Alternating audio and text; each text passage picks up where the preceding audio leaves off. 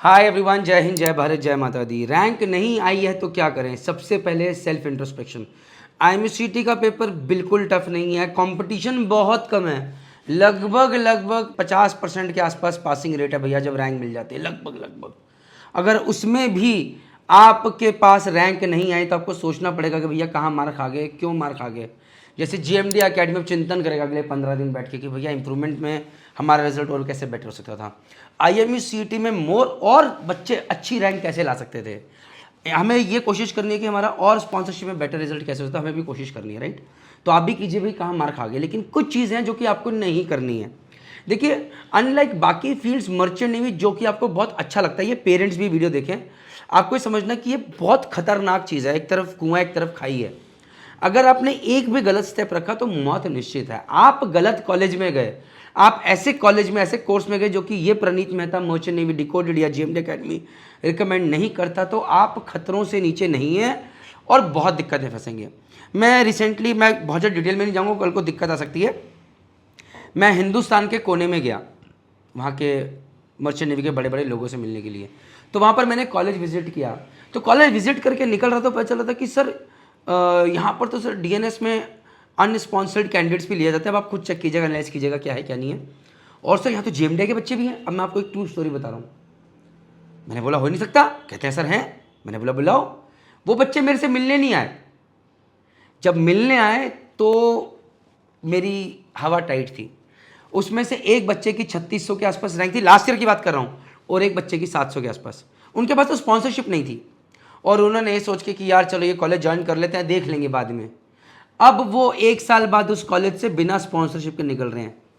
अब आप यकीन मानिए, पहले तो ये था कि हो सकता है 1 साल मेहनत करते, हमारे साथ टिके रहते, सही गाइडेंस लेते, कुछ भी करते, लेकिन अब लाखों रुपए भी लगा दिए, कोर्स भी कर लिया, रिश्तेदारों को ही पता है, घर पे ही पता है कि हमारा बच्चा मर्चेंट ऑफिसर बन रहा है। अब नौकरी नहीं है, मुंबई के धक्के खाओ, एजेंटों को पैसे दो लाखों रुपए में, कुछ नहीं हो सकता। क्या करोगे अब? सो प्लीज हाथ जोड़ के विनती है, अगर रैंक नहीं आई है तो कोई आपको बोलेगा एचएनडी का कोर्स कर लो, यूके में कोर्स कर लो, यहां कोर्स कर लो, प्लीज एक ट्राई और बनता है। वहां पर लाखों रुपए का इन्वेस्टमेंट है और कल को नौकरी की 0% गारंटी। ये मैं आपको बिल्कुल साफ सुथरा कह रहा हूं। अगर कोई आपको गारंटी दे रहा है तो लिखित में लीजिए और मेरे से डिस्कस भी कर लीजिए। मैं आपको बता दूंगा कितना सच है कितना झूठ है, ठीक है। बहुत ज़्यादा डिटेल में नहीं जाएंगे, क्योंकि अगेन मेरा उद्देश्य आप लोगों को सिर्फ गाइड करने का है, मंगल पांडे बनने का नहीं है। Second thing is guys, the best way is to try again और चूज अनदर करियर।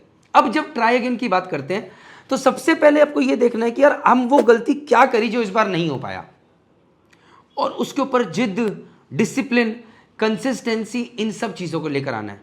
नहीं तो आप फिर से मार खाओगे। आपको माहौल बदलना है, माहौल बदल लिया, आपको कोशिश बदलनी है, कोशिश बदलिए, आपको अंदर की भूख बदलनी है, भूख बदलिए। लेकिन अगर आप नहीं बदलेंगे तो रिजल्ट फिर वही रहेगा। बहुत सारे बच्चे इसलिए भी मार खाते हैं। अब वो ऐसा नहीं है कि आपको लगे कि भैया बच्चे सिर्फ इसलिए मार खाते हैं क्योंकि वो जेएमडी नहीं आए। बच्चे जेएमडी अकेडमी में आने के बाद भी मार खाते हैं कि भैया भीड़ में तो आ गए, लेकिन साथ साथ मेहनत तो करनी है। वो अंदर वो चिंगारी नहीं जगी, वो हंगर नहीं जगी। अब उसमें हमारी भी कंडीशन अप्लाई होती है कि हम शायद नहीं जगा पाए। तो at the end of the day ये सम गेम दोनों तरफ से है। हम क्या कर सकते थे और बच्चा क्या कर सकता है, तो सबसे बड़ा हाथ इस बच्चे का है। अगर इसके अंदर भूख है तो बच्चा सड़क पे बैठ के पढ़ लेगा, रिजल्ट निकाल लेगा। तो आपके अंदर कहाँ कमी रहेगी वो देखिए, फिर से 1 साल ढंग से दीजिए, पूरी जान लगाइए, रिजल्ट आपका आएगा। और अगर हार मान रहे हैं तो मर्चेंट नेवी में शॉर्टकट से ज्वाइन कीजिएगा, बेटर है करियर चेंज कर लीजिए, कोई बुराई नहीं है। लेकिन ये सोच के कि चल यार अभी कर लेते हैं, बाद में देखी जाएगी, ये जो बाद में देखी जाएगी में आदमी बहुत ज़्यादा फंसता है। क्योंकि अभी तो मर्चेंट में आई नहीं, फिर तो लाखों रुपए भी दोगे, उम्मीदें भी जगाओगे, और फिर बाद में मुंबई की सड़कों पे कंपनी में जाके धक्के खा लोगे, please take my CV, please take my CV. एक दो अब आप बोलोगे सर आप तो हमेशा नेगेटिव बोलते हो, कुछ अच्छा ही बता दो, कुछ सोल्यूशन दे दो। देखो यार, डेक साइड के लिए मेरे पास कोई ज़्यादा अपॉर्चुनिटी नहीं है आपके लिए। इंजन साइड के लिए अगर आप इंजन साइड जाना चाहते हो, 2 अपॉर्चुनिटीज़ हैं। डेक साइड में तो भैया वापस रिपीट करो, अच्छी एमएससीटी में रैंक लेकर आओ, स्पॉन्सरशिप की तैयारी करो, जय माता दी, यही है। कैसे करना है वो आप देखो। अब जब इंजन साइड में अगर जाना है तो एक तरीका है कि यार बीटेक मैकेनिकल में अपने आसपास किसी ठीक ठाक कॉलेज में एडमिशन ले लो, सस्ते सस्ते में, लेकिन पढ़ाई अच्छे से करते हुए बीटेक मैकेनिकल में अच्छी परसेंटेज लेकर आओ। उसके बाद ग्रेजुएट मरीन इंजीनियरिंग एक कोर्स होता है, उसको स्पॉन्सरशिप के साथ करो और सिलेक्शन लेके जाओ। कॉर्पोरेट, ये आपका कम से कम 4 से 6 साल का प्रोग्राम बन गया। ठीक है, ये भी एक पॉसिबिलिटी है। दूसरी पॉसिबिलिटी ये है कि अगर आप इंजीनियरिंग साइड जाना चाहते हैं तो आप 1 साल मैकेनिकल इंजीनियरिंग करके अगले साल लेटरल एंट्री में उन बीटेक के कॉलेजेस में जाइए जो कि हम रिकमेंड करते हैं, अगर वहाँ पर सीट अवेलेबल है तो लेटरल एंट्री के बारे में मैंने बहुत सारे वीडियोस बनाए हैं, प्लीज़ आप वो देखिए। बट यहाँ पर ये इंपॉर्टेंट, जैसे कि भैया मैं अभी अपने मर्चेंट नेवी स्टार्ट ऐप पे जा रहा हूँ, ये आप देख सकते हैं। तो मैं आपको बता दूंगा कि ये जो बीटेक मरीन इंजीनियरिंग के कॉलेजेस हैं, यहाँ पर अगर कुछ सीट्स खाली रह जाती हैं फर्स्ट ईयर में, तो वो अगले साल की वो सीट भरने की कोशिश करते हैं। तो चाहे वो जैसे मैं बेस्ट कॉलेजेस में गया, IMUCT में मैं बीटेक में गया, तो मेरी कोलकाता, मेरी Mumbai, Tolani maritime institute, IMU Chennai, अब मुझे नहीं पता कि बाकी जो फ्लीट है, मर्स्क है, इन सब में भी लेटरल एंट्री निकलती, बट एटलीस्ट IMU कैंपसेस और तोलानी में तो निकलती बिकॉज दीज आर कॉलेजेस, यहाँ पर वो स्पॉन्सरशिप का फंडा नहीं है, तो एटलीस्ट यहाँ के लिए आप ट्राई कर सकते हो। IMU चेन्नई भी हो गया, उसके अंदर ऐड हो गया, तो यहाँ पर अगर सीट मिल रही है तो यहाँ पर आप लेटरल एंट्री में एंट्री ले सकते हैं और पढ़ाई करके आप कोशिश करेगा कि यहीं से आपका बीटेक मरीन इंजीनियरिंग प्लेसमेंट हो जाए। बट प्लीज़ सही रिकमेंडेड कॉलेज में जाने की कोशिश कीजिएगा, नहीं तो बाद में फिर आप सड़क पे खड़े हैं। यहाँ पर स्पेशली जो लोग बीटेक लेटरल एंट्री करना चाह रहे हैं बीटेक मरीन इंजीनियरिंग में, उनको ये ज़रूर कहूँगा कि PCM में परसेंटेज अच्छी रखिएगा। वाई, उसके लिए एक सेपरेट वीडियो बनाऊंगा कि whether you should prefer GME और BTech lateral entry, why and why not, तो वो वीडियो भी आप अलग से देखिएगा ज़रूर। तो जो भी डिस्कशन आप कीजिए, कमेंट सेक्शन में अपना रिप्लाई कीजिए, और हाँ प्लीज़ अगर रैंक नहीं आई है तो मुझे प्रॉमिस कीजिए कमेंट सेक्शन में, no rank no problem, I promise I will study hard and become a warrior and a winner next year. जिंदगी में हारना कोई प्रॉब्लम, जिन लोगों को लगता है, बता दूं यार, आप लोगों ने मेरा रिजल्ट वाला वीडियो देखा होगा, मैं 2 साल ड्रॉपर हूँ 12वीं के बाद, 2 साल। पहले साल हवा में मौज में उड़ा दिए।